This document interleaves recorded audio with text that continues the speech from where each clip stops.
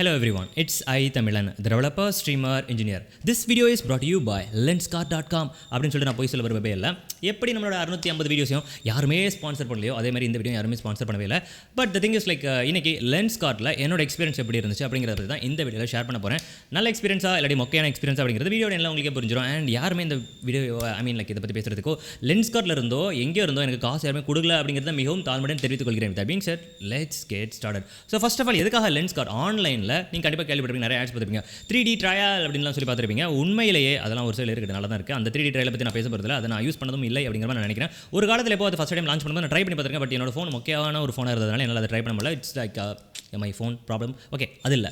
மெயினான கான்செப்ட் என்ன அப்படின்னா, எதுக்காக லோக்கலாக ஒரு கடையில் போய் ஐ டெஸ்ட் பண்ணி கிளாஸ் வாங்குறதுக்கு பதிலாக ஆன்லைனில் வாங்கணும் அப்படின்னு சொல்லி கேட்டிங்கன்னா, லைக் நம்ம எல்லாருக்குமே வந்து ஒவ்வொரு விஷயங்கள் தெரிஞ்சிருக்கும். ஃபார் எக்ஸாம்பிள் உங்களோட ஷூ சைஸ் தெரிஞ்சிருக்கும், நம்ம ஆன்லைனில் பர்ச்சேஸ் பண்ணுறோம். அந்த மாதிரி கண்ணில் இருக்க பவரோட லைக் பவர் கம்மியாக இருந்துச்சுனாலோ லைக் எப்பவுமே பவர் கம்மியாக தானே இருக்கும்.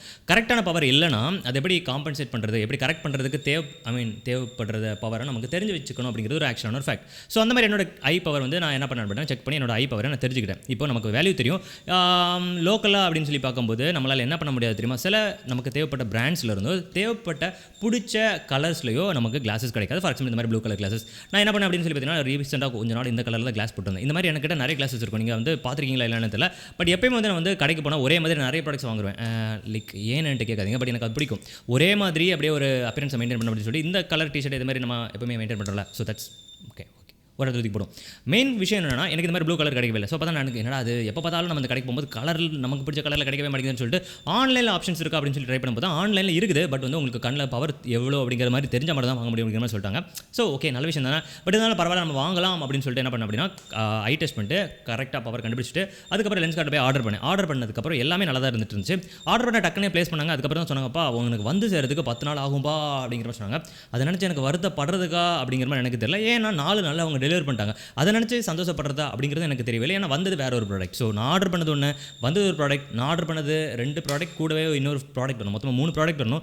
வந்தது 2 ப்ராடக்ட். அதுக்கப்புறம் அதுவும் இல்லாமல் என்னோட கரெக்டான பவர்லேயும் அது வரவே இல்லை. That's a problem. ஸோ நான் என்ன பண்ணேன் அப்படின்னு சொல்லி பார்த்தீங்கன்னா, திருப்பி கஸ்டமர் கேர்க்கு கால் பண்ணேன். அங்கே சஞ்சய் அப்படின்னு சொல்லி ஒரு தெய்வம் வந்து மெசேஜ் பண்ணி ஏதோ அவரே வேணும்னே தப்பாக எடுத்து கொடுத்த மாதிரி I am extremely sorry about that bro அப்படிங்கிற மாதிரிலாம் சொல்லி அனுப்பியிருந்தாங்க. ஸோ நானும் ஒரு மெசேஜ் அனுப்பி, ப்ரோ ஆக்சுவலாக எனக்கு தெரியும் அது பண்ணது நீங்கள் கிடையாது. ஸோ இருந்தாலும் நீங்கள் வந்து சாரி கேட்குறீங்க பார்த்தீங்களா, ரொம்ப ரொம்ப ரொம்ப பெருமையாக இருக்கு ப்ரோ. அண்ட் எனக்கு வந்து நான் இதை கேன்சல் பண்ண போல, எனக்கு ஒரு ரீப்ளேஸ்மெண்ட் தான் போடுது. ஆக்சுவலி எனக்கு ட்ரை பண்ணி பார்க்கணும் அப்படிங்கிற மாதிரி நான் சொல்லியிருந்தேன். ஸோ அவங்க என்ன பண்ணாங்க அப்படின்னா, ஓகே ஃபைன் அப்படின்னு சொல்லிட்டு ரீஃபண்டுக்கு இன்றைக்கி தான் அந்த ப்ராடக்ட்டை வாங்கி எடுத்துகிட்டு போனாங்க. எடுத்துகிட்டு போகும்போது கூட பெருசாக அவங்க செக் பண்ணவே இல்லை.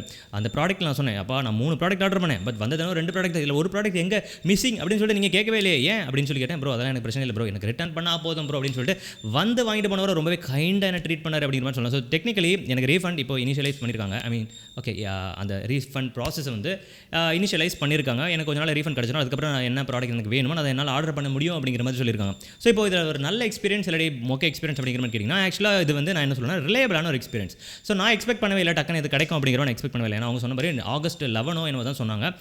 சீக்கிரமாக டெலிவரி ஆச்சு, ஒரு நல்ல விஷயம் தான். அண்ட் அது மட்டும் இல்லாமல் அப்டேட்ஸ் இருக்குல்ல, டெலிவரி அப்படின்னு சொல்லிட்டு ஏதோ ஒரு வெறி பிடிச்ச கம்பெனி கிட்ட கொடுத்துருப்பாங்க போல இருக்குது. அது அவங்க எக்கத்தக்கமான அப்டேட்ஸ், லைக் இந்த மாதிரி ஒரு அப்டேட்ஸ் நான் இதுக்கு பார்த்தது கிடையாது. எப்பா ஃப்ளைட்டில் உங்களோட ப்ராடக்ட் ஏறிடுச்சு அப்படிங்கிற மாதிரி நம்ம பார்த்துருப்போம். அந்த மாதிரி இல்லாமல் கூட இல்லாமல் ஃப்ளைட்டு உங்களோட ப்ராடக்ட் எந்த ஃப்ளைட்டில் போக போதும் அந்த ஃப்ளைட் வந்து டெல்லி ரீச் ஆயிடுச்சுப்பா அப்படிங்கிற மாதிரி ஒரு மெசேஜ். ஐயோ அன்ஃபார்ச்சுனேட்லி என்ன பண்ணிட்டாங்க அப்படின்னா, அந்த டெல்லி ஃப்ளைட்டை கேன்சல் பண்ணிட்டாங்கப்பா அப்படிங்கிற மாதிரி ஒரு மெசேஜ். அதுக்கப்புறம் தெரியாமல் அன்எக்ஸ்பெக்டடாக உங்களோட ஷிப்மெண்ட் எல்லாம் ஸ்கேன் பண்ணுறாங்கப்பா இங்கே அப்படிங்கிற மாதிரி வருது. இது எல்லாம் பண்ணாங்க. பட் ஷிப்மெண்ட் வந்து ஒரு மொக்கையான ஒரு பார்சல் வந்துச்சு.